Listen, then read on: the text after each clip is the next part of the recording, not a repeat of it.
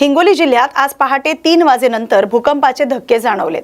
जिल्हा आपत्ती व्यवस्थापन कक्षाकडून प्राप्त झालेल्या प्राथमिक माहितीनुसार भूकंपाची तीव्रता 4.6 रिश्टर स्केल इतकी नोंदवण्यात आली। भूकंपाचा केंद्रबिंदू वसमत तालुका परिसरात असल्याची माहिती आहे।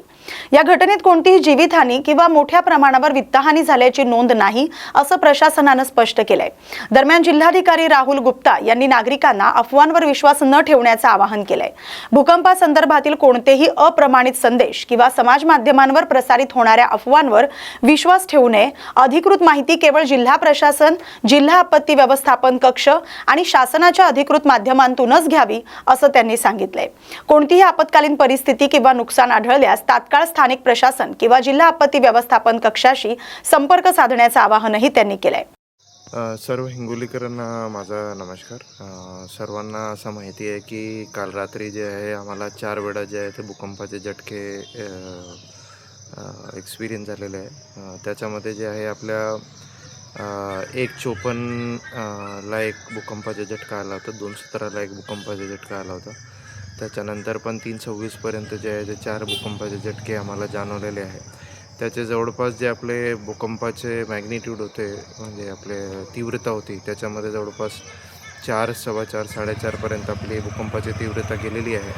परंतु आता सोशल मीडियामध्ये जे आहे बरेच आव्हान असे होऊ लागलेले आहे की आता भूकंप परत येणार आहे, आता काय करायचं आहे, पुढे काय करायचं आहे, अशाप्रमाणे आपण सोशल मीडियाची जी अफवा आहे त्याच्यावरती आपण विश्वास ठेवू नका।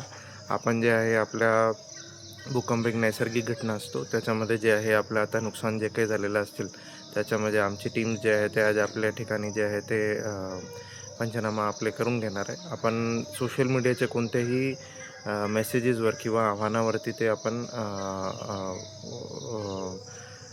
हे पसरू नका। आपल्या जे आहे भूकंप येतील मग आम्ही जे आहे प्रशासन याच्यामध्ये ससज्ज आहे आणि त्याच्यामध्ये आपण योग्य जे कार्य आहे तो आम्ही करून घेणार आहे। धन्यवाद।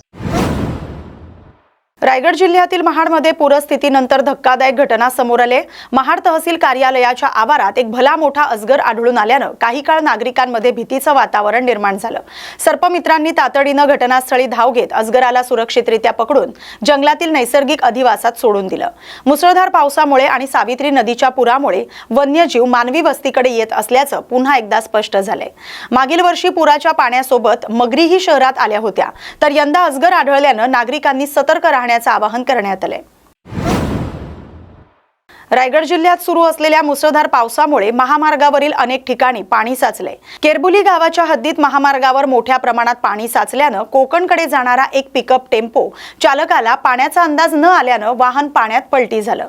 घटनेची माहिती मिळताच महामार्ग पोलीस मदत केंद्राचे अधिकारी, पोलीस पथक आणि स्थानिक ग्रामस्थांनी तात्काळ घटनास्थळी धाव घेत चालकाची सुखरूप सुटका केली।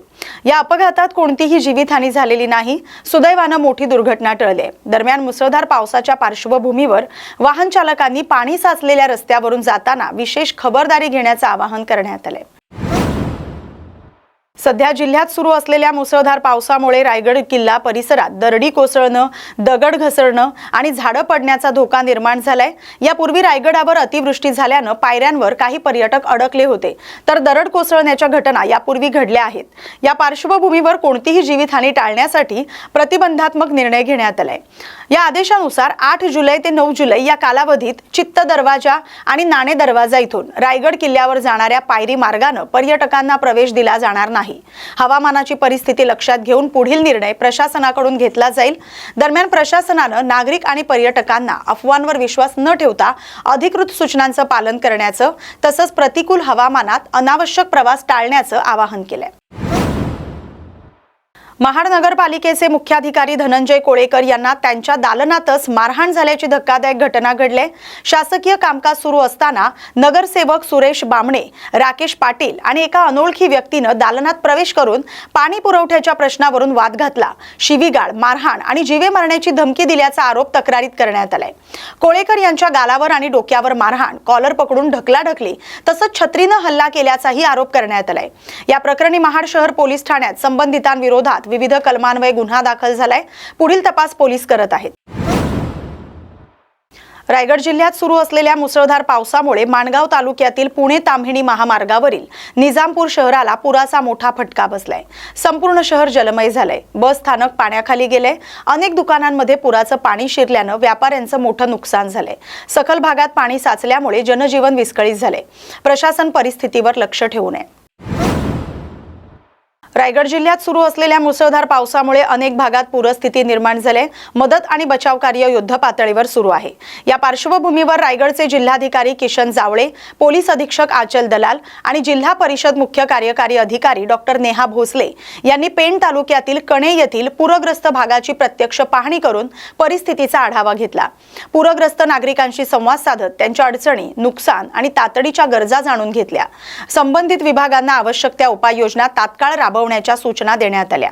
वरिष्ठ अधिकारी स्वतः घटनास्थळी पोहोचल्यानं ग्रामस्थांना दिलासा मिळाला। प्रशासन नागरिकांच्या सुरक्षिततेसाठी सज्ज असल्याचा विश्वास व्यक्त करण्यात आलाय। रत्नागिरी जिल्ह्यातील चिपळूणमध्ये सुरू असलेल्या मुसळधार पावसामुळे वशिष्ठी नदीची पाणी पातळी झपाट्याने वाढते। सायंकाळी ती 4.86 मीटरवर पोहोचली। इशारा पातळी 5 मीटर असल्यानं प्रशासन सतर्क झालंय। बाजारपूल परिसरातील नाईक कंपनीजवळ नदीचं पाणी बाजारपेठेत शिरण्यास सुरुवात झाली। दरम्यान कोळकेवाडी धरणातून दोन्ही यंत्राद्वारे सुरू असलेल्या पाण्याचा विसर्ग संध्याकाळी 6 ते 6:30 वाजण्याच्या सुमारास बंद करण्यात आलाय। पुढील 1 तासात नदीची पाणी पातळी कमी होण्याची शक्यता वर्तवण्यात आली होती।